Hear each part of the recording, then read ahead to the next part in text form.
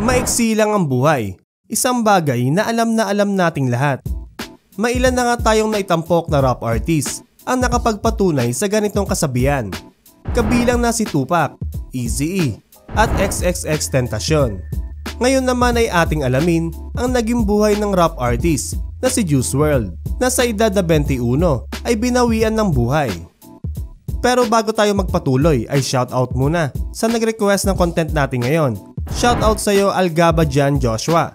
Tara, simulan na natin. Si Jared Anthony Higgins o mas kilala sa pangalang Juice WRLD ay ipinanganak noong December 2, 1998 sa Chicago, Illinois, US. Siya ay namayagpag at nakilala sa genre na emo rap. Ang kanyang pangalan ay nagmula umano sa movie na Juice na ipinalabas noong 1992. Sa edad niyang 3 taon ay nag-divorce ang kanyang mga magulang. Naiwan siya sa ina kasama ang kanyang kuya. Dahil konserbatibo at relihiyosa ang ina, ay hindi siya pinapayagan nito na makinig ng hip-hop. Siya ay maaari lamang makinig ng rock at pop music. Bata pa lamang ay lulunga sa bawal na gamot ang ating bida. Natuto itong gumamit ng droga noong grade 6. Dahil din sa paninigarilyo ay nagkaroon siya ng health issues na naging dahilan ng paghinto niya sa huling taon ng high school. Sa edad na 4 na taon ay natuto siyang magpiano. Nag-aral din siyang maggitara, drums at trompeta. Nagsimula si Jared sa pagiging independent artist. Ang kanyang unang kanta na Forever ay inilabas sa SoundCloud noong 2015. Gamit niya ang pangalan na Juice the Kid.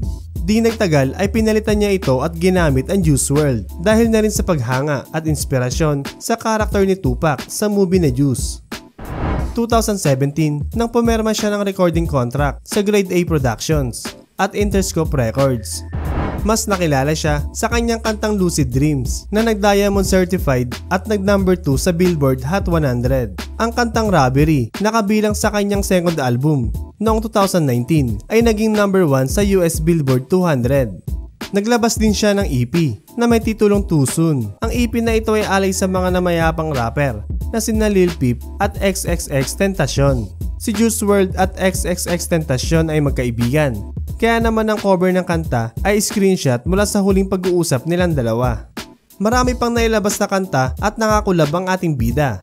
Isa na nga dito ay ang kantang All Night kung saan nakasama niya sina RM at Suga na parehong miyembro ng sikat na Korean group na BTS.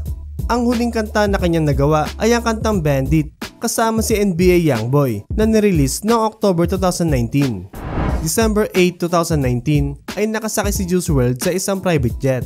Ang kanilang sinasakyan na eroplano ay inabangan ng mga kapulisan dahil may dala di umano sila na illegal na droga at mga baril. Sila ay nakuhanan ng 32 kilos ng marijuana. Sa kagustuhan umano ni Juice WRLD na itago ang ilan sa mga illegal na droga ay ininom niya ang mga ito habang sinisearch ng kapulisan ang kanilang mga bagahe. Kasama sa mga ininom niya ang marami na Percocet pills. Dahil dito ay nagkumbulsyon at nag-seizure ang rapper. Agad din siyang dinala sa malapit na pagamutan na kung saan ay idineklara na patay na ito. Lumabas sa autopsy na ang dahilan ng kanyang pagkamatay ay ang pagka-overdose dahil sa dami ng ininom niya na illegal na droga. Marami ang nakiramay sa rapper na si Juice WRLD. Kasama na dito ang ilan sa kanyang mga nakakulab tulad din na Iskimas the Islam God at Young Thug. Sa edad nga na 21 ay namaalam ang ating bida. Sabi nga sa lyrics ng kanyang kantang Legends, he didn't make it past 21. Katulad ng kanyang mga kaibigan na sina Lil Peep at XXXTentacion. Bago ko tapusin ang video na ito, meron akong ipapakilala sa iyo na legit gaming app na kung saan ay maaari kang kumita ng pera. Ito ang Tor Game. Unang gawin ay i-download at mag-register gamit ang inyong mga cellphone number. Kapag nag-sign up ka na, ganito na ang lalabas. Tignan mo ang kinita ko sa pagiging agent. Kinopya ko lang ang aking invitation link at sinend sa aking mga kakilala na mahilig maglaro. Pero kung mas trip mo maging player, madali lang mag-cash in. Pindutin lang ang cash in. Gamit ang inyong mga Gcash account ay maaari na kayong maglaro. Sa unang cash in ay merong bonus coins. Sa 100 plus 10 coins. Sa 200 pataas naman ay may bonus na 50 coins. Sa mga laro ay marami kang pagpipilian na talaga namang mag-i-enjoy ka. Halimbawa nagtamasa ka na, syempre i-cash out na yan. Pindutin ng cash out at ilagay ang amount na gustong ilabas. Pero minimum na 300 pataas dapat at may iwan na 100 coins na maintaining balance. So ano pang hinihintay mo? I-download na ang Tor Game.